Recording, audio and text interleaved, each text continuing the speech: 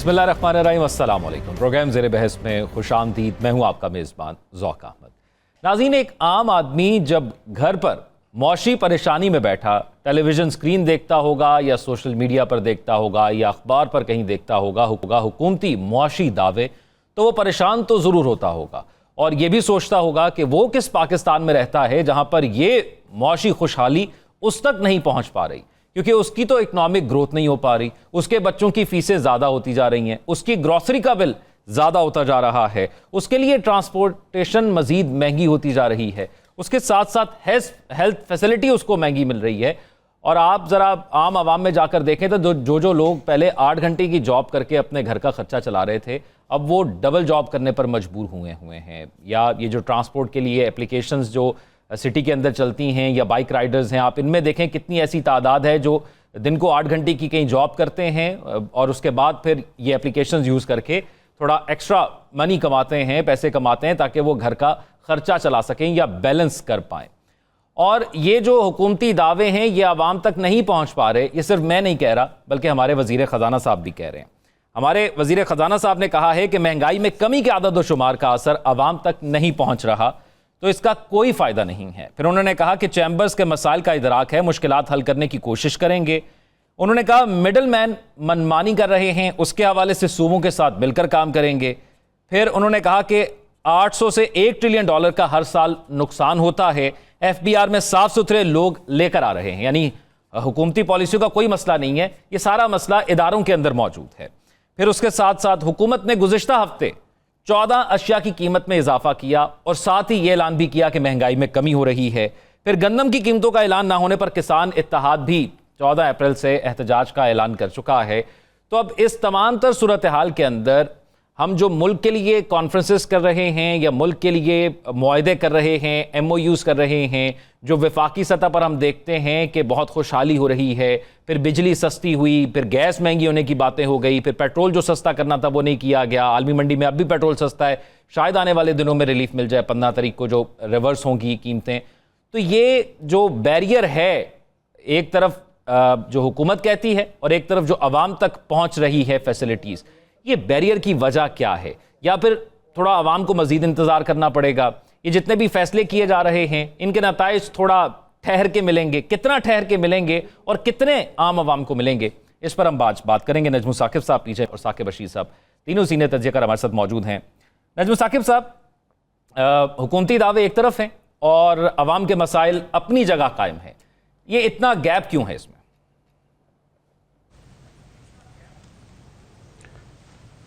मुझे ये बताइए आप कि ये जो हुकूमतें आती हैं पाकिस्तान में नहीं दुनिया भर में, ये किसके लिए काम करती हैं? और जब हम ये कहते हैं कि ये अवाम के लिए काम करती हैं तो वो अवाम कौन से हैं जिनके लिए हुकूमतें काम करती हैं? आपको साफ पता चल जाएगा। दुनिया भर में ऐसा है कि वो जो अपर क्लास होती है वही लोग तो ये पैसे वैसे लगा के, अमेरिका हो, पाकिस्तान हो, दाएं बाएं कहीं पे भी हो, वही लोग अपने नुमाइंदे लेके आते हैं, वही नुमाइंदे पार्लियामेंट में पहुंचते हैं, वही पार्लियामेंट फैसले करती है और पॉलिसियां बनाती है और वही पार्लियामेंट जो है फिर वो इंप्लीमेंट करवाती है अपने ही एग्जीक्यूटिव के साथ जो अपनी मर्जी से लगाए हुए लोग होते हैं। वो किन का ख्याल करेंगे? तो ये कहना कि जी अवाम, तो उसमें हमें बड़ा ज़रूरी है ये देखना कि अवाम में वो कौन से सेगमेंट्स हैं, अवाम में वो कौन से लोग हैं जिनके लिए हुकूमत हर वक्त फिक्रमंद रहती है। अब ये देख लीजिए, आपने मोहतरम वज़ीर ख़ज़ाना साहब की बात की, उन्होंने वो पुराना ढका वो जो होता है ना, यानी घिसा पिटा सा वो जो एक तरीका होता है बताने का, कि बताया कि हमें कंसर्न है, महंगाई कम हो रही है लेकिन अवाम तक नहीं पहुंच रही। साथ में ये नहीं बताया कि क्यों नहीं पहुंच रही और हुकूमत उस सिलसिले में क्या कर रही है। पुराना तरीका है। फिर साथ ही बातों बातों में बता दिया महंगाई कम हो रही है, यानी बातों बातों में बता दिया महंगाई कम हो रही है और उस तरफ जो है वो 14-15 अशिया की कीमतें बढ़ा दी आपने। और फिर इस पूरे यानी जो हिसाब किताब है ना आपका, ये स्ट्रैटेजी होती है, ये पाकिस्तान की नहीं दुनिया भर में ऐसे ही होता है। उसमें फिर आता है गा गे गी, ये लगा देते हैं आप साथ और स्टेटमेंट आपकी पूरी हो जाती है। अब एक तरफ उन्होंने ये बताया कि महंगाई कम हो रही है, तो वो उन्होंने हुकूमत की साइड ली कि भाई कुछ हो रहा है, और अगर अवाम तक नहीं पहुंच रही, आम अवाम तक, तो फिर कैसी महंगाई कम हुई है और कहां पे हुई है? अच्छा, अब देख लीजिए कि उसके साथ उन्होंने गा गे गी लगा के अपनी स्टेटमेंट को पूरा किया। कौन सी गा गे? इनकम टैक्स का पेचीदा निजाम है, इसको आसान करेंगे, आसान करेंगे। एफबीआर में अच्छे अफसरान लाएंगे, फ्री ट्रेड एग्रीमेंट्स पे नजरसानी करेंगे, दिवालियापन का कानून लाएंगे। अब ये गा गे गी का चक्कर जो है, ओए बाबा बात ये है, इतने अरसे से आप आए हुए हैं, आपको अभी ख्याल आया कि यानी एफबीआर में आपने अच्छे अफसरान लगाने हैं? आपने पहले क्यों नहीं लगाए? आपको अभी ख्याल आया ये दिवालियापन का कानून लाने का? आपको अभी ख्याल आया कि ये जो महंगाई है ये कम हो रही है? लेकिन बॉटम लाइन क्या निकलती है? वही ढाक के तीन पात हैं। फर्क सिर्फ ये पड़ा है कि हम अब इन चीजों की तरफ ज्यादा ध्यान नहीं देते। अवाम को पता है, और वो आप किसी रिक्शे वाले से, चिंची वाले से, सड़क पे चलते हुए वो बंदा जिसको समझ नहीं है कि यार ये आज की दिहाड़ी नहीं मिली तो क्या होगा, जो ईद की छुट्टियों में परेशान होता है कि सब दुकानें बंद होंगी, घरों वाले जो हैं वो ईद मना रहे होंगे, मुझे दिहाड़ी कहां से मिलेगी, उससे पूछें, वो आपको बताएगा ये हुकूमतें ऐसे ही होती हैं, ये ऐसे ही बातें करती हैं। तो ये तज्जिया निगारी फिर किस लिए? तो सवाल यहां पे ये पैदा होता है कि जब हम ये कहते हैं कि अवाम के लिए महंगाई कम नहीं हो रही, उन तक वो असरात नहीं हो रहे, और मिडल मैन को बीच में है। ये मुझे आज पता लगा है कि मिडल मैन है, ये मुझे आज पता लगा है कि पाकिस्तान एक ज़राती मुल्क है, मुझे ये आज पता लगा है कि गंदम की सपोर्ट प्राइस जो है वो हमने करनी है, और वो किसानों के लिए वो जो आपने बनानी है, जगह बनानी है जहां वो गोदाम जो उनके हैं, ये मुझे आज पता लग रहा है। साफ सी बात है, अवाम वो हैं जो कि इनको लेके आए हैं, अवाम वो नहीं है जो सड़कों पे है, अवाम वो नहीं है जिनका आपने अपने इंट्रो में जिक्र किया, जिन्होंने दवाइयां बाजार से खरीद रही हैं और वो दवाइयां खरीदते हुए कांपते हैं। एक तो जाली है, दूसरा ये बहुत महंगी है। वो जब डॉक्टर का बीमार आते हैं, दांत में दर्द, कोई बीमारी हो, उनको मुसीबत पड़ जाती है, और वो बच्चे को कहते हैं ये जो ऐसा करो, ये जो लौंग है ना, इसको पीस के अम्मा कहती है ये लगा लो, आराम आ जाएगा सुबह तक। तो फर्क सिर्फ वही है कि आपने सियासी बयान देना है, हमने सियासी बयान सुनना है, और इंतजार करना है उस वक्त का कि जब हुकूमत कोई आएगी पाकिस्तान में या दुनिया भर में किसी भी मुल्क में, तो जब वो अवाम की बात करेगी तो वो मेजॉरिटी ऑफ अवाम की बात होगी, वो गरीब अवाम की बात होगी। मैं और आप इस सिलसिले में दुआ कर सकते हैं।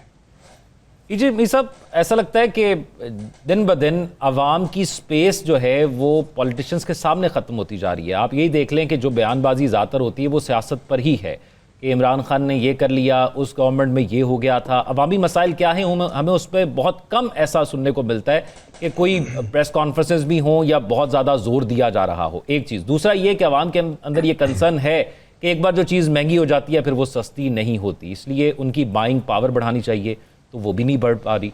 तो फिर ये दावे और हकीकत फ़र्क क्यों है?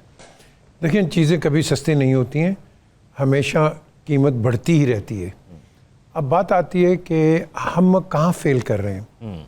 आपने एक तो आइडेंटिफाई किया है कि पिछली हुकूमत जो थी ये पीटीआई की, उन्होंने सारा वक्त लगा दिया कि जी जो हमारे से पिछले थे उन्होंने बेड़ागर कर दिया।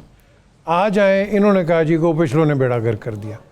और भाई जो हो गया हो गया, अब आप मुझे बताओ कि आप क्या कर रहे हो।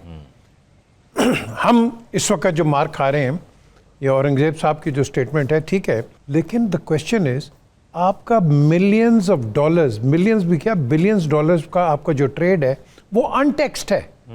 आपका जो मार्केट ट्रेडर है वो आप जाते हैं करियाने की दुकान पे, छोटी दुकानों के ऊपर, वो आपको रसीद नहीं देते। अगर आपको रसीद देंगे 1% जो टैक्स है वो एफबीआर को जाएगा जी। आप नहीं देते। अच्छा, अब आप लेवी क्यों नहीं करते? आपका वोट बैंक खराब होता है। यही चीज़ आपके फाइन्स की है, आप फाइन्स क्यों नहीं लगाते? मैंने एक आईजी एक डीआईजी से दोनों से पूछा, मैंने कहा यार ये क्या वजह है? वो कहते जी हुकूमत तो करना नहीं चाहती, और आज की नहीं ऑल ओवर, क्योंकि वो कहते जी फाइन्स ऊपर होंगे तो हमारा वोट बैंक खराब हो जाएगा।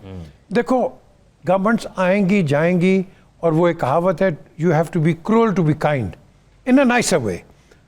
इनको चाहिए कि आप प्लीज वो इक़दामात लें कि जिसके अंदर आपने अवाम की बेहतरी देखनी है। अब ये जो हम कहते हैं ना कि जी बेहतरी आएगी, भाई बेहतरी किसकी आएगी? जिन्होंने आपको वोट दिया है। ये जो बाकी लोग हैं, ये पाकिस्तानी नहीं है, ये हमारे बहन भाई नहीं है। क्या इनकी बेहतरी नहीं आनी चाहिए? क्या सिर्फ एक ही पार्टी की बेहतरी होनी चाहिए? और बिल्कुल ये सही बात है, आप अपनी मर्जी के आपने लगा दिए हैं वो chairman, managing directors and so on fourth. ये मुझे बताओ कि क्या हम कोई कॉम्पिटेंट लोग दूसरी पार्टी से नहीं ले सकते हैं? हम दरवाजे बंद कर देते हैं। ज़ौक, हर पार्टी के अंदर अच्छे लोग हैं, लेकिन आपने हमारे अंदर वो बर्दाश्त का मादा नहीं है कि हम किसी और पार्टी का, यार आप प्लीज आ जाएं, मुल्क के लिए काम करें। हमारे अंदर वो मादा नहीं है। हमारे अंदर है, मेरे अंदर कोई यूजलेस आदमी होगा, मैं उसको चेयरमैन लगा दूंगा। That is not the answer. The answer is look at the national interest in a larger way. यानी जो वादे पहले किए होते हैं वो बस हुकूमत में आके वफा किए जा रहे होते हैं अपने लोगों के साथ। आप ये कहना चाह रहे हैं? Yes. अब ये जो टैक्स कलेक्शन जिसका आपने जिक्र किया, ये हुकूमत का काम है कि वो कलेक्ट करे। अब क्योंकि हमें हमेशा यही कहा जाता है कि टैक्स कलेक्शन नहीं हो पा रही, जो अहदाफ किए गए थे वो नहीं हो पा रहे, इसी बात से समझ आती है। लेकिन एक और मंजरनामा भी जरा सामने रख लेते हैं। इसी मंजरनामे में हम डिस्कस कर चुके हैं पिछले प्रोग्राम्स के अंदर, दोबारा क्योंकि मईशत की बात हो रही है, तो फिर पार्लियामेंटेरियंस या इन लोगों के खुद तनख्वाहें भी बढ़ जाती हैं, इनको जो सहूलतें मिलती हैं वो भी बढ़ जाती हैं, इनके लिए नई गाड़ियां भी खरीद ली जाती हैं, तो वो भी तो आवाम देख रही होती है, उससे भी तो फिर सियासत से मुतनफ़र होती है। नारा सबसे बड़ा है हमारा ऑस्टेरिटी। क्या जो आपने जितने सवाल उठाए हैं, क्या हम ऑस्टेर हैं? क्या ऑस्टेरिटी पे हम जा रहे हैं? देखो, जैसी आवाम वैसे ही आपके लीडर हैं, ये रिफ्लेक्शन होती है लीडरशिप की। लेकिन हमें चाहिए वो लीडरशिप जो कि हर खित्ते को, हर आपके जो फैब्रिक है, पॉलिटिकल एंड डोमेस्टिक फैब्रिक, उसको सर्विस करे। वो नहीं हो रहा। इस चीज़ को अगर आप ओवरकम कर लो, और टैक्स, पूरी दुनिया में टैक्स एवेजन होती है, पाकिस्तान को वाहिद मुल्क तो नहीं है, पूरी दुनिया में होती है। आप देख लो, चैनल आइलैंड्स हैं, गर्नसी आइलैंड्स हैं, केमन आइलैंड्स हैं, हर जगह है वो ऑफशोर अकाउंट्स रखते हैं, हर चीज़ हो जाती है, Panama and all that. Question is कि लकूनाज हर जगह होते हैं, लेकिन आप अपनी इकॉनमी को तो स्टडी करो। ये जो औरंगजेब साहब मेरे कह रहे हैं कि भाई ये नहीं है, और अभी जो साके साहब ने बात की होगा होगा, वो तो होगा या घी या ये गे, मैंने तो कहना है what are you doing, please give me an answer. देखो, ये अब इनफ इज इनफ हो गया। लोग इधर आ गए, इधर लोग तंग आ गए। आप टीवी पे देखते हैं, हर चैनल पे क्या कह रहे हैं लोग, इनफ हो गया है, अब हमें आगे चलना है। ये तो वही बात होगी ना, वो क्रिकेट टीम की हम बात करते हैं, हाँ जी इंशाल्लाह अब हम ठीक करेंगे, अब हम इसको मेहनत करेंगे। और भाई तुम 70 साल से क्या कर रहे हो? अब क्या करेंगे? जो भी आता है हम करेंगे। ये टाइम खत्म हो गया हमारे पास, हमें आगे बढ़ना है। और शहबाज शरीफ बड़ी अच्छी बात करते हैं कि वो जहाँ जाते हैं वो कहते जी कशकोल लेके आ गए हो। इसलिए लेके आ गए हो क्योंकि हम बिल्कुल डोसाइल हो गए, हम काम ही नहीं करना चाहते, हमें जहाँ मौका मिले छुट्टी ले लो। ये हमें अपने आप को रिवाइव करना है, ज़ौक नेशनलिज्म को रिवाइव करना है, और अपनी स्पिरिट को। आपके पास सब कुछ हो सकता है, implementation of law, that is it. Saqib Bashir साहब, एक तो चीज़ हमें यह समझ आती है कि रुपए की कदर में कमी नहीं हुई, जिसकी वजह से महंगाई या जो चीज़ें हम बाय करते हैं वो उस तरह चीज़ें कम नहीं हुई, उनकी कीमतें आलमी मंडी से क्योंकि ताल्लुक़ है। तो दूसरी क्या वजूहत आपको लगती हैं कि ये वो समरात जो हुकूमत दावा करती है वो आम आवाम तक नहीं पहुंच पाते? हुकूमत जो है वो आपने पिछले दिनों भी सुना होगा, उनकी जानिब से ये कहा गया कि जो महंगाई की शरह है उसमें कमी वाक़या हुई है, और बहुत ज़्यादा कमी वाक़या हुई है। अब आम आदमी जो है वो सवाल करता है कि जिस तरह वज़ीर ख़जाना साहब ने भी सवाल किया कि ये नीचे कैसे जब नहीं जा रही, तो ये बड़ा ही टेक्निकल सवाल है और टेक्निकल इसका जवाब है। लेकिन इसको थोड़ा सा आसान अगर करें तो आम आदमी की जो क़ुव्वत ख़रीद है वो बहुत कम हो गई है। आपने 2022 से ऑनवर्ड अगर आप देखें हमारी जो करेंसी थी वो बहुत ऊपर गई, महंगाई इसी तरह जो पेट्रोलियम प्राइसेस थी वो बढ़ी, उसके असरात हर तरफ आए। जो अशियाई ज़रूरियात थी उन पर उसके असरात आए और वो चीज़ें ऐसे बड़ी मार्केट में कि उनका कोई चेक एंड बैलेंस भी नहीं था कि रोज़ाना की बुनियाद पर जो वो महंगाई जो है वो हो रही थी। तो इसी दौरान जो आम आदमी है उसने एक तो ये है कि पाकिस्तान में कोई जॉब्स क्रिएशन नहीं है, फिर जो है वो हुकूमत जो है वो कोई फैसिलिटेट कर रही हो वो भी हमें जो है वो नज़र नहीं आते। तो आम आदमी की कुव्वत खरीद कम हुई है, जब उसके पास पैसा नहीं होगा तो वो कम से कम चीज़ें जो है वो ख़रीद रहा है, तो जब कम चीज़ें खरीदेगा तो तलब जो है वो उसकी ज़्यादा हो जाएगी। तो ये जो सिचुएशन है इसी वजह से वो महंगाई की शरह वो कहते हैं वो कम हो रही है, बढ़ने की इजाफा जो कीमतों में इजाफा है 1965 से भी कम हो गई है। जो हमारी 1965 में थी ना, हुकूमत कहती है कि उससे भी हमारी महंगाई की शरह कम हो गई है। नहीं, वो मतलब बात ठीक है, मतलब एक इस्तिलाह जो है वो इस्तेमाल होती है। मसला वही है कि आम आदमी कहता है कि यार मार्केट में जब मैं कुछ चीज़ खरीदने जाता हूं तो वहां तो चीज़ें बढ़ ही रही हैं। हम बहुत कम देखते हैं कि किसी भी चीज़ की कीमत जो है वो कम हुई हो। अभी जो है वो हुकूमत की जानिब से जो इकदाम किए गए हैं, अभी बिजली की कीमत उन्होंने कम की, वो भी आप पिछले वीक में हम जो है वो डिस्कस कर चुके हैं कि पेट्रोलियम प्राइसेस कम करनी थी तो उन्होंने बिजली में एडजस्ट करके उसको जो है वो कम किया, अगरचे IMF से उनको इजाज़त नहीं मिली थी। इसी तरह हुकूमत ने इसको बहुत ज़्यादा जो है वो इस पे बात भी की और क्रेडिट लिया, ख़ासतौर पर वज़ीर-ए-आज़म साहब ने इसको अनाउंस भी किया। और दूसरी जानिब जो तनख्वाहों की आपने बात की, पार्लियामेंटेरियंस और अखराजात जो ऑस्टेरिटी मेजर्स जो है वो ख़ासतौर पर जो हमने पिछली हुकूमत में देखे, क्या अब भी वो हैं? तो ये वो सवालात हैं जो आवाम है, आम आदमी, जब आप उसको बार बार ये कहते हैं कि ये मुश्किल वक्त है, आप जो है वो थोड़ा सा सब्र करें, जो है वो आसानी होगी, मुश्किल वक्त गुजर जाएगा, आपके हालात बेहतर होंगे, जॉब्स क्रिएशंस होंगी, आपकी मईशत जो है वो बेहतर होगी। लेकिन इस किस्म के जो इकदाम होते हैं वो फिर अवाम की एक तो बदएतमादी पैदा होती है जो हुक्मरान तबका है उनके हवाले से। तो इस किस्म की चीज़ें कम से कम देखनी चाहिए। फिर जो हम बात करते हैं ये जो टैक्स कलेक्शन की, टैक्स कलेक्शन में आप जो तनख्वाहदार तबका है उससे तो आप टैक्स ले रहे हैं, उसके पास कोई ऑप्शन ही नहीं कि वो उसको रोक सके।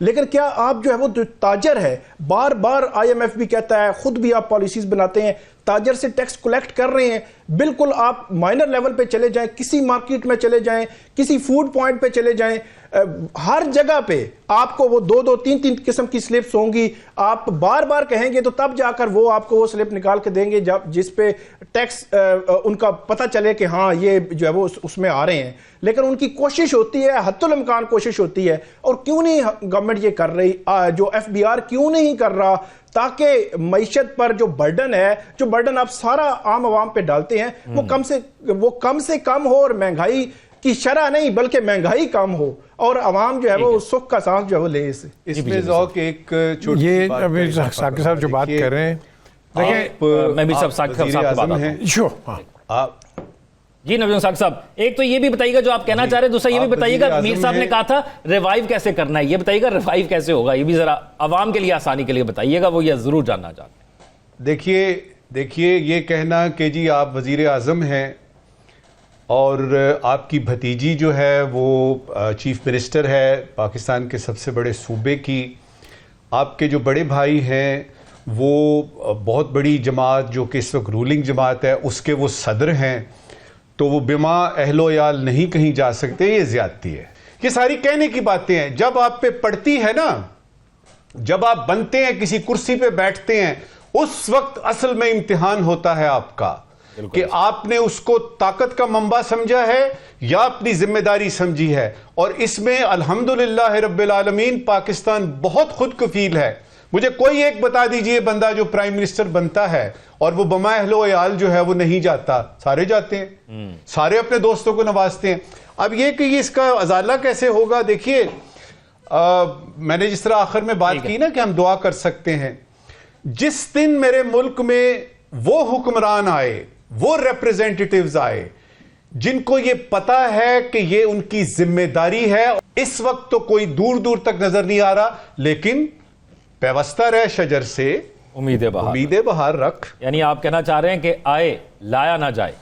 पीजे मी साहब, मैं इसी को थोड़ा सा एलैबोरेट करना है कि देखें, मेरा ख्याल है कि जो मीडिया मैनेजर्स हैं इनको क्लैरिफाई करना चाहिए, रादर कि हम अभी वो कहते हैं ना स्टॉर्म इन अ टी कप और स्टॉर्म इन अ केटल, कि हम उस तरफ जाएं।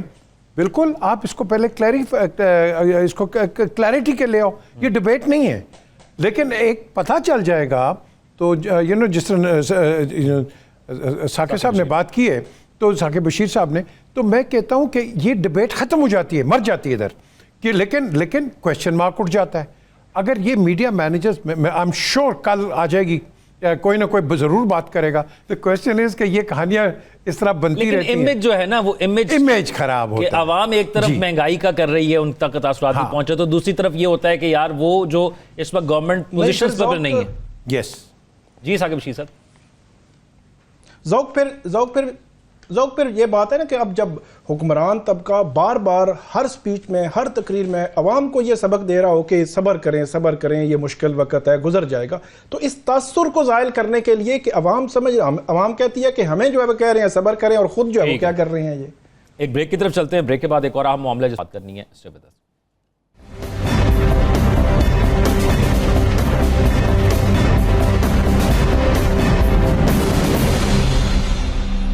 ब्रेक के बाद खुशामदीद नाज़रीन, दो अहम मामलात पर बात करनी है इस सेगमेंट के अंदर। एक तो जो ईरान और अमेरिका के दरमियान मुज़ाकरात का दौर ओमान में शुरू हुआ है, उस पर बात करेंगे। ओमान में दोनों वफूद गए, अलग-अलग कमरों में बैठे, और दोनों ने एक दूसरे के जो मुतालबात थे एक दूसरे के सामने रखे हैं। अब अगले हफ्ते इसका अगला दौर होगा, तो क्या जो ईरान से अमेरिका चाह रहा है वो हो पाएगा? ईरान उस पर एग्री हो जाएगा? किन टर्म्स और कंडीशंस पर एग्री होगा? या दोनों के दरमियान मुज़ाकरात किन टर्म्स और कंडीशंस पर हो जाएंगे, और ख़ित्ते में इससे क्या तब्दीली आएगी? एक तो हमने इस पर बात करनी है, और एक साथ हमने गज़ा पर बात करनी है। गुज़िश्ता एक हफ़्ते की सिर्फ मैं आपके सामने कुछ वीडियोज़ का हवाला रखूँगा, और उसके बाद फिर मशरक़ वस्ता की सूरत हाल को हम समझेंगे कि हो क्या रहा है। गज़ा से जिस किस्म की वीडियोज़ आ रही हैं, उसमें से एक वीडियो हमारे सामने आई कि तकरीबन 40 किलो का बॉम्ब गिराया जाता है और लाशें बिल्डिंग से भी ऊंची हवा में उछलती हुई नज़र आती हैं। फिर हमें एक वीडियो नज़र आती है कि एम्बुलेंसेस खड़ी हैं, एक शख्स अपनी गाड़ी से वीडियो बना रहा है और उन तिब्बी रज़ाकारों पर फायरिंग कर दी जाती है, और वो फिर कैमरा इज्तिमाई कब्र से मिलता है, तो उसमें ये वीडियो देखी जाती है कि वो शख्स भी उसमें शहीद हो जाता है। फिर उसके बाद एक फ़ोटोग्राफ़र का इंटरव्यू में सुन रहा था, इसराइली फ़ोटोग्राफ़र का, जिसमें वो कह रहा था कि वहाँ पर मौजूद लोगों को स्नाइपर शॉट्स किए जाते हैं, जिस महारत से उनको शहीद किया जा रहा है, जिस तरह उनके सर पर गोली मारी जा रही है, वो स्नाइपर शॉट्स ही हैं। फिर एक रिपोर्ट में पढ़ रहा था, उसमें ये कहा जा रहा था कि इसलिए हमला ख़वातीन को ज़्यादा निशाना बनाया जाता है ताकि एक को हम शहीद करेंगे तो एक पेट में भी होगा, तो एक ही गोली से दो बंदों का खात्मा हो जाएगा।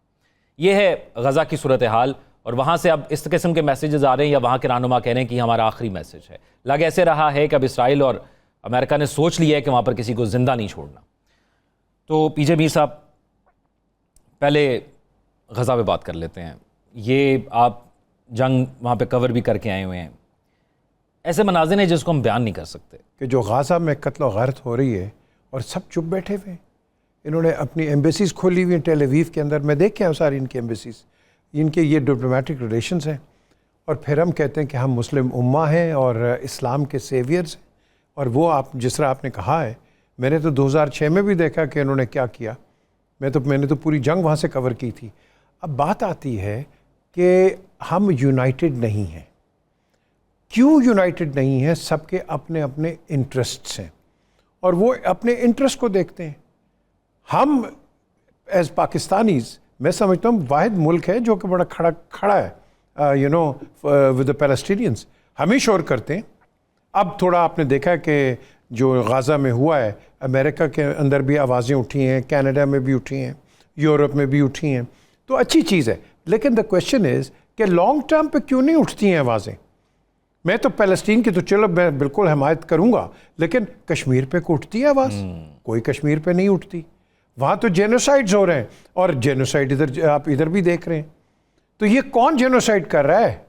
ये वही लोग कर रहे हैं ना जिन्होंने टोटली रेड इंडियंस को ओब्लिटरेट कर दिया, जिन्होंने एबोरिजिनीज को ख़त्म कर दिया। ये वही लोग हैं ना। सपोर्ट करेंगे? सेकेंड वॉर के अंदर आज मुझे तो हैरानगी है कि जर्मनी भी इसको सपोर्ट कर रहा है। भाई तुम्हें पता नहीं कि क्या हुआ तुम्हारे साथ, तुमने क्या किया, आज तुम उसको कंडोन करके सपोर्ट कर रहे हो। ह्यूमन लाइफ्स की आजकल कोई वैल्यू नहीं मुझे नज़र आ रही। अगर किसी को आती तो जो गाज़ा में हो रहा है, जो आपने बयानात दिए हैं, खुदा की कसम रोना आता है बच्चों को देख के, रोना आता है कि जो बिल्कुल टोटली उनका जो उनको इसको बिल्कुल वाइप आउट कर दिया पैलेस्टाइन को, उनकी सिटीज़ को वाइप आउट कर दिया है। तो अब आप मुझे बताएं वो कहाँ जाएं? आखिरी स्टॉप तो अब समुंदर रह गया ना, तो समुंदर के आगे कहाँ जाएंगे वो? अमेरिका ने क्या कहा है, अब हम अपनी फौज वहाँ रखेंगे? क्या आप ऑक्यूपाइड एक वहाँ वो एक फोर्स बन जाओ, गाजा पे आ जाओगे? I mean what is going on? ये वक्त है ज़ौक unity for the Islamic bloc. मैं ईरान पे ज़रा दोबारा आता हूँ। नजम साकिब साहब, ये जो कुछ हो रहा है, जंगबंदी हुई, फिर उस जंगबंदी को खुद इसराइल ने तोड़ दिया, और उसके बाद ऐसा लगता है कि एक उनको वक्त मिला कि वो अपने आप को दोबारा रीयूनाइट करके, असलहा दोबारा जमा करके और दोबारा फिर अटैक कर सके। कुछ हकीकतें हैं जो हमें पता है लेकिन हमें यकीन नहीं आता। मिसाल के तौर पे हम ये देख रहे हैं कि ईरान जो है उससे इजराइल को ख़तरा है। ईरान का वो JCPOA जिसका आपने जिक्र किया है, अमेरिका चाहता है कि वो यानी उसका जो एटॉमिक हिसाब किताब है वो बंद हो। हमें ये भी नज़र तो आ रहा है ना कि सबसे ज़्यादा ख़तरा इजराइल को नहीं है ईरान से। ईरान से सबसे ज़्यादा ख़तरा GCC कंट्रीज़ को है, सऊदी अरेबिया को है, UAE को है, कतर को है, उनको सबसे ज़्यादा ख़तरा है। अब ये हकीकत है, दिल नहीं चाह रहा मानने को। OIC खामोश है, अरब लीग खामोश है, मुस्लिम उम्मा जो है सो कॉल्ड वो खामोश है। हमें पता है, ये हकीकत है, दिल नहीं मानता। हमारा दिल चाहता है कि यूनिटी हो। और भाई किस किस्म की यूनिटी? आपके सामने है, ईरान और सऊदी अरेबिया के लोग तो आपस में बैठते नहीं थे।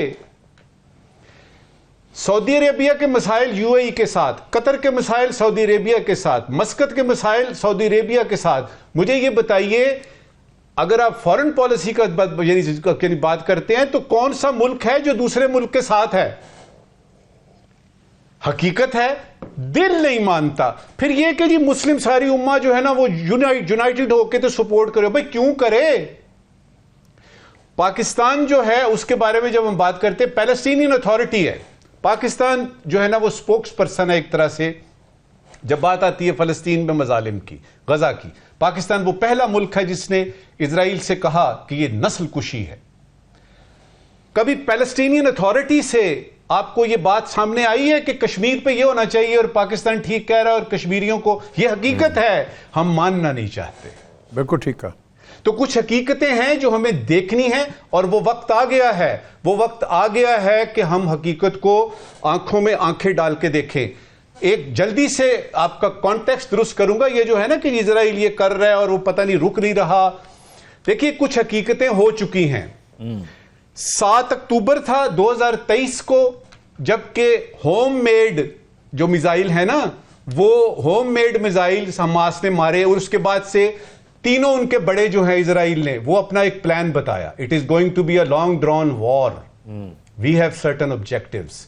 उनके आर्मी चीफ ने कहा, उनके वजीर आजम ने कहा, उनके डिफेंस मिनिस्टर ने कहा। वो अभी तक पूरे नहीं हुए। क्या गजा पूरा खाली हो गया है? नहीं, अभी नहीं हुआ।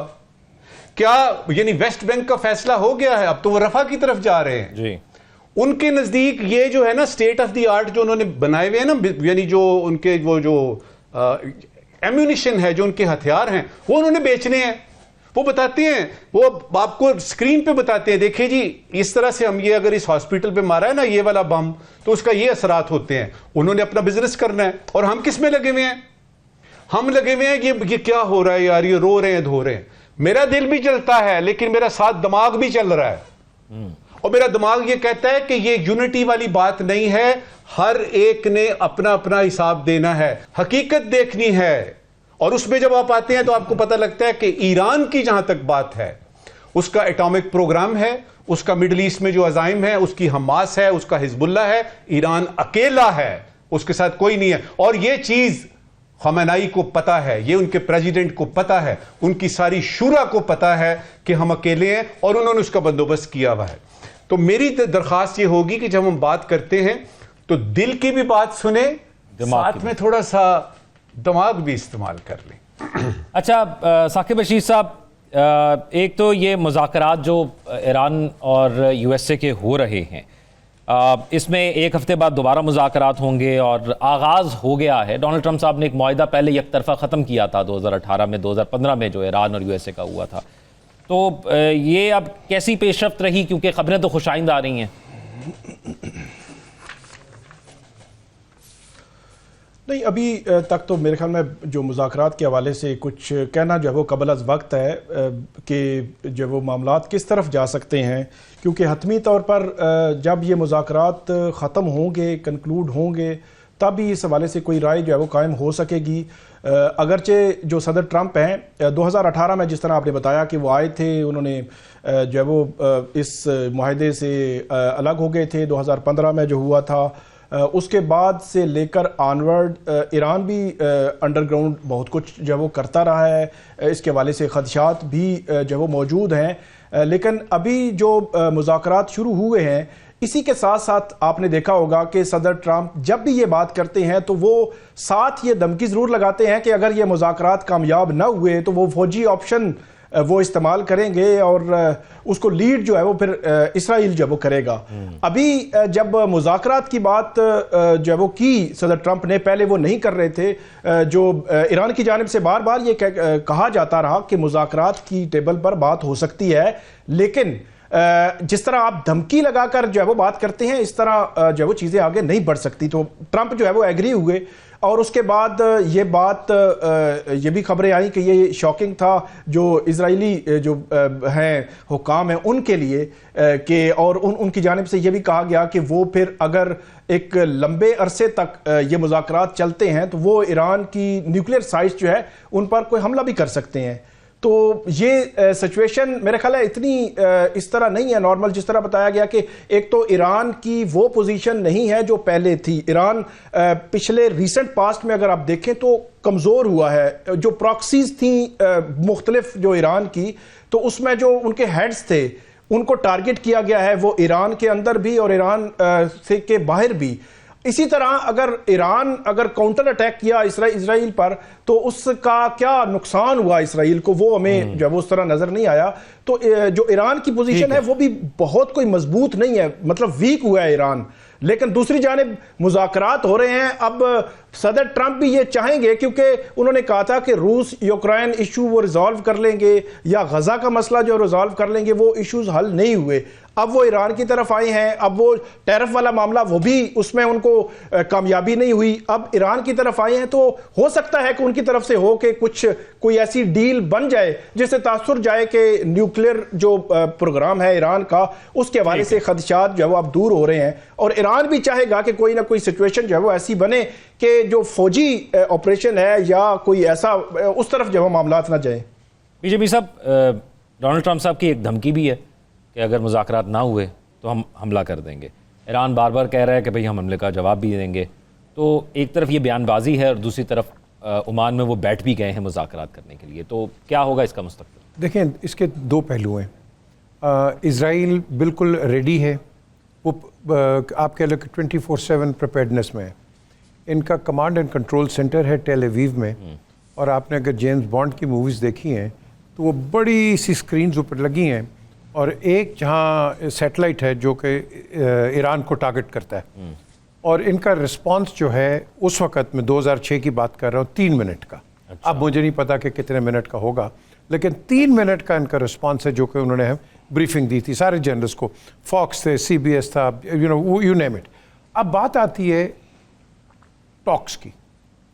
ट्रंप आपने देख ही लिया, उसने तो जूश फेथ को भी एक्सेप्ट कर लिया अपने आप को, एक। दूसरा उसने जेरूसलम को भी एनेक्स कर लिया। आप देख लो, वो हालांकि 67 की वॉर के बाद वो डिस्प्यूटेड टेरिटरी थी, दैट बिलोंग टू जॉर्डन, लेकिन उसने उसको टेक ओवर कर लिया। सो ये जो एक्सपेंशनिस्ट एटीट्यूड इस रिपब्लिकन गवर्नमेंट का है, मैं सारी रिपब्लिकन्स को नहीं कहूँगा, पर्टिकुलरली ट्रंप का है, इसको इंटरनली काफ़ी इसको इश्यूज आ रहे हैं। अब ये कह रहा है कि मैं ये कर दूंगा, मैं वो कर दूंगा, ये हवाई फायर कर रहा है। जिस तरह आपने अभी टेक्सास के ऊपर भी देख लिया, हवाई फायर किया, चाइना ने रिटेलिएट किया, वहीं इसकी ठप हो गई। अब ये फीलर्स फेंक रहा है कि क्या करना है। अमेरिका इस पोजीशन में नहीं है कि किसी को आके ना कि ये क्या कहते हैं तड़ी लगा दे। ईरान आप कह लो वीक, तो वो तकड़ा नहीं है तो इतना वीक भी नहीं है। ठीक है, ईरान वो है कि जो खड़े हो जाएंगे। आपने देख लिया कि कर्नल ओलिवर नॉर्थ का क्या हुआ। हालांकि जिस वक्त शाह ऑफ ईरान 79 के अंदर इसको डिसलॉज किया था, वो पुलिसमैन बन रहा था। जो हम बात कर रहे हैं, उस वक्त वो पूरा मिडल ईस्ट का पुलिसमैन बन रहा था। अमेरिका डिडंट वांट इट और शाह को अपने अनइंस्टॉल कर दिया। सो ये एक बड़ी गेम है जिसके अंदर मैं समझता हूँ Pakistan still has to play a very important part. लेकिन पाकिस्तान किस तरफ जाएगा? क्या इस तरफ जाएगा या इस तरफ जाएगा? हम अब तमाशबीन हैं, लेट्स सी कि क्या होता है आगे। साकिब साहब, क्योंकि ये सिफारती सतह पर एक बड़ी अपडेट थी, दोनों ममालिक का बैठना और बैठ के एक दूसरे के मुतालबात सुनना। अब वो जब अगले हफ्ते आएंगे तो देखेंगे कि क्या पेशरफ्त होती है। तो आपको क्या लगता है कि कौन मजबूत पोजीशन पर आके बैठा है और कौन कमजोर पोजीशन पर आके बैठा है? देखिए, अगर तो टेक्निकल लेवल पे आपने बात करनी है तो JCPOA की बात होगी, जिसमें से कि ईरान राजी हो गया था। फिर ट्रंप साहब जब पहली दफ़ा आए तो खुद ही निकल गए। अब उस पर ज़बरदस्ती की कुछ शराइत ऐसी डाली जा रही हैं। फिर उसमें कुछ सैंक्शंस का मामला है। ईरान ये चाहता है कि सैंक्शंस जो हैं वो पहले ख़त्म हों और उसमें फिर उसके बाद जो है वो बात करेंगे। IAEA का अपना एक स्टांस है इसके ऊपर। उसके बाद ये है कि टेक्निकल लेवल पे जब आप देखेंगे तो आपको पता ये लगेगा कि जो इस वक्त हो रहा है ना, आपको मस्कत में हो रहा है, तो उससे पहले दोहा में हो रहा था और उसके पहले फलाना हो रहा था, ये सारा कुछ दिखावे की बात है। ठीक, असल बात यह है कि ईरान को प्रेशराइज करना है अमेरिका ने, पहली बात, इसलिए कि उसको शिकस्त किसी इसी तरीके से होगी क्योंकि उसने, आपको पता है ना, 80 से ज्यादा मिसाइल उसने ऑलरेडी फायर कर चुका है इजराइल के ऊपर। तो इजराइल का क्या मतलब है? अमेरिका। तो जो डर है इस वक्त उसको, यानी इजराइल को, वो है इधर से, तो किधर से पकड़ेंगे उसको? आपने हमास उसका जो है वो, यानी उसको बिल्कुल खत्म करने की कोशिश की, हिजबुल्लाह से यानी आपने पर काटने की कोशिश की है, उसको कहां से पकड़ेंगे? यही तो पकड़ेंगे। और बुनियादी सवाल उसमें यह उठता है कि अगर दुनिया में इतने ज्यादा एटॉमिक यानी नो हाउ रखने वाले ममालिक हैं तो ईरान का क्या आइडेंटिटी कार्ड नहीं बना हुआ उनका? क्या वो इंसान नहीं है? क्या उनको अपनी सिक्योरिटी का खतरा नहीं है? क्या वो बना नहीं सकते? ये वो टेक्निकल सवाल है जिसका जवाब ना अमेरिका के पास है ना रूस और चाइना के पास है। सवाल वही बुनियादी है, आपने इस वक्त जो हिसाब किताब करने हैं, आपने अपनी हिफाजत खुद करनी है, आपने अपनी जंगें खुद लड़नी है, कोई किसी के पास। और उसमें मिसाल के तौर पे आपको जल्दी से बता दूं जी, यूरोप की एक कंट्री है यूक्रेन जी, पूरा यूरोप उसके साथ होना चाहिए था। हम बात करते हैं ना मुसलमान उम्मा नहीं जा रही, यूरोपियन ने क्या किया है? क्या उन्होंने रूस के साथ ताल्लुकात खत्म किए हैं? ये तो कम से कम था ना, नहीं किए ना। क्या अमेरिका ने क्या किया है? क्या नेटो ने हमला कर दिया है उसके ऊपर, रशिया के ऊपर? ये कहने की बातें होती हैं। जब सिफारती तौर पे आप बात करते हैं तो ईरान इस वक्त जो है वो इस पोजीशन में नहीं है कि इतने ज्यादा आर्ग्यूमेंट्स दे सके अपने एटॉमिक प्रोग्राम के बारे में। वहां पे तो उसको हो सकता है शिकस्त हो जाए, लेकिन क्या वो जब वहां शिकस्त हो गई, नेगोशिएशन में उसकी बात नहीं बनी, तो क्या वो बाज आ जाएंगे? मेरा नहीं ख्याल। ठीक है, एक ब्रेक की तरफ चलते हैं और ब्रेक के बाद देंगे अफगान मुहाजिरीन के हवाले से जिनकी पाकिस्तान से तो वापसी जारी ही थी, अमेरिका ने भी इस हवाले से एक पॉलिसी चेंज किया है, उस पर हम बात करेंगे। Stay with us.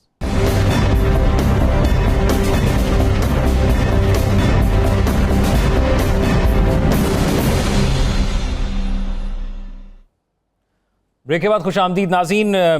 अफगानियों को अमेरिका के अंदर एक स्टेटस दिया गया था, टेम्परेरी प्रोटेक्टेड स्टेटस, जिसके अंदर 2020 में भी तब्दीली हुई, 21 में भी तब्दीली हुई और अब फिर उसमें उस स्टेटस को ख़त्म किया जा रहा है और वहाँ से जो इलीगल इमिग्रेंट्स होंगे उनको वापस भेजा जाएगा। डोनाल्ड ट्रंप की जो पॉलिसीज़ हैं ख़ास तौर पर पूरी दुनिया के हवाले से, अब वो आहिस्ता आहिस्ता अफ़गानिस्तान के हवाले से भी वैसी ही होती जा रही हैं। इस पर हम बात करेंगे इस हिस्से में। नजम साकिब साहब, एक हमने देखा यूक्रेन के हवाले से भी सब लोगों को मैसेज गया, यूक्रेनियंस को, उस हवाले से बाद में आ गया कि नहीं, उनके लिए नहीं था।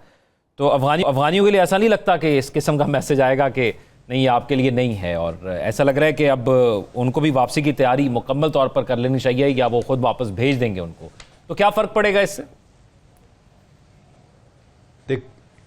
देखिए, इस वक्त सूरत हाल जो है ना, आलमी सूरत हाल, रीजनल सूरत हाल, इलाकाई सूरत हाल, दो तरफा ताल्लुकात की सूरत हाल, उसको हमारे पंजाब में इस तरह से हम करते हैं कि इस वक्त माँ बच्चा नहीं पहचान रही। उसमें जब देखते हैं हम कि जब पाकिस्तान ने अफगानी अनडॉक्यूमेंटेड जो थे उनको भेजने की बात की, बड़ा शोर होगा हुआ जी कि ये क्या हो रहा है। अमेरिका से भी आवाज़ें आई, यूरोपियन यूनियन से आवाज़ें आई, ये इंसानी हकूक फलाना। अब बोले, अब देखिए तकरीबन 15,000, 14,500-15,000 के करीब ये वो हैं जिनको लीगल प्रोटेक्शन, ये वो अफगानी है जिनको लीगल प्रोटेक्शन अमेरिका में हासिल थी, वो उनसे ले ली गई है। ये वो हैं जो पढ़े लिखे अफगानी हैं, ये वो हैं जो सेटल, ये रेफ्यूजीज नहीं हैं, ये काम कर सकते थे वहां पे और वो काम कर रहे थे, वो जो वर्क वीजा टाइप नहीं होता। अब यहां पे मेरे 2-3 सवाल हैं, क्विकली कर लेता हूं, जिनका मेरे पास तो जवाब नहीं है। उससे पहले खुशखबरी सुनानी है आपको। जी जी, देखिए, आज तक यही सुनते आए हम कि अमेरिका में ये हो रहा है तो पाकिस्तान ने वही पॉलिसी जो है ना वो अपनाने की कोशिश की। यहां हम क्या देख रहे हैं, पाकिस्तान एक पॉलिसी बनाता है कि अफगानियों को वापस जाना चाहिए और अमेरिका जो है वो आपको फॉलो कर रहा है ना खुशखबरी। अच्छा, पहला सवाल ये है कि ये जो अगले माह से शुरू होगी इनकी रिपैट्रिएशन, जिसको कि वो डेपोटेशन की बात कर रहे हैं कि डिपोर्ट कर दिया जाएगा, ये किसी और मुल्क नहीं जा सकते। अच्छा। अगर उनका ये ख्याल है कि टिकट लेके वो यानी इंग्लैंड चले जाएंगे, ऑस्ट्रेलिया चले जाएंगे, नहीं, उनको वापस अफगानिस्तान आना पड़ेगा। अच्छा, ये तय हो गया। अब वो कैसे आएंगे? काबुल में तो कोई फ्लाइट नहीं है, डायरेक्ट फ्लाइट, और फिर अमेरिका जो है वो काबुल में जो हुक्मरान है उनको मानती भी नहीं उस हुकूमत को, तो आगे ना पाकिस्तान बीच में, फिर से पाकिस्तान बीच में आएगा। तो वो सारे लोग जो कि अफगानी जो कि पाकिस्तान में थे और वो हाथ में टिकट लिए बैठे थे कि अमेरिका जाएंगे, उनको तो एक तरफ करें, जो अमेरिका पहुंच चुके थे वो वापस जाएंगे। अब इसमें यह है, सिर्फ आखिरी इस वक्त का सवाल मेरा उनसे है, अफगान यानी वो जो तालिबान इस वक्त रूल कर रहे हैं, कि जब पाकिस्तान ने भेजा तो आप यूनाइटेड नेशंस में गए और आपने कहा कि जी इज्जत के साथ पाकिस्तान को ये अफगानी जो है ना ये वापस भेजने चाहिए। अब अमेरिका भेज रहा है आपके अफगानी तकरीबन 15,000 के करीब। क्या आप यूनाइटेड नेशंस को ये लिखेंगे, बात करेंगे कि वो जो आ रहे हैं वो इज्जत से आए? तो क्या इज्जत ज़्यादा ज़रूरी है कि उनका वहाँ रहना ज़्यादा ज़रूरी है? ये काबुल ने इस वक्त सोचना है। जी मीर साहब, ये पाकिस्तान ने जिस तरह नजम साकिब साहब ने कहा कि जब वापस भेजना शुरू किया तो पूरी दुनिया में आवाज़ उठना शुरू हो गई। ईरान ने भी वापस भेजे हैं, वहाँ पे भी आवाज़ नहीं उठी। अब अमेरिका भी वापस भेज रहा है, वहाँ पे भी आवाज़ नहीं उठ रही। और फिर ये तमाम मुल्कों से जब ये वापस जा रहे हैं तो वहाँ पर तालिबान की हुकूमत कहती है हमारे पास तो इतने रिसोर्सेज नहीं हैं, तो इसका इफेक्ट अफगानिस्तान पर क्या पड़ेगा? देखिए जी, जो आप अमेरिका को पहले ले लें, ये जो कर रहे हैं ये है पॉलिटिकल हिपोक्रेसी, जिसको हम मुनाफकत कहते हैं। एक तरफ कहते हैं कि तालिबान जो हैं हम उनको एक्सेप्ट नहीं करते हैं, औरतों की ह्यूमन राइट्स नहीं दे रहे वो, और दूसरी तरफ से आप इनको जो ये टेम्प्रेरी प्रोटेक्टिव जो इनकी है स्टेटस, उसको आप रिवोक कर रहे हैं। अब मुझे बताएं फिर आपके ह्यूमन राइट्स कहाँ हैं? आप इनको उस जंगल में भेज रहे हैं जहाँ already there is a turmoil, जहाँ ऑलरेडी देयर आर डिस्टर्बेंसेस। तो इन जो 15,000 14,600 जो लोग हैं, क्या इनकी जो फ्यूचर है उनका कोई फ्यूचर नहीं है? क्या ये वो लोग नहीं हैं कि जब अमेरिका मुश्किल में था ये खड़े रहे थे और इन्होंने सपोर्ट किया था अमेरिकन फोर्सेस को? आपने इन गुड फेथ इनको लेके गए हो ना, उन्हीं लोगों को लेके क्यों? आज आपकी ज़रूरत ख़त्म हो रही है तब आप इनको साइड पे कर रहे हो। ये अमेरिका जो है ये पूरी कोशिश करता है आपको इस्तेमाल करे, और जिस तरह गंडेरी नहीं होती शुगर केन, गंडेरी की तरह आपको फेंक देता है। ये वही मुल्क है कि जिसने $25 मिलियन देना था डॉक्टर शकील अफरीदी को, और एक जेल ब्रेक भी उन्होंने प्लान कर दिया था। ये तो क्रेडिट दे हमारी ISI को कि जेल ब्रेक पेशावर का उन्होंने बचा लिया, वरना उन्होंने पूरा काम कर लिया था। ये तो हैट्स ऑफ टू ISI। अब क्वेश्चन इज कि ये हर गंदा काम करते रहेंगे।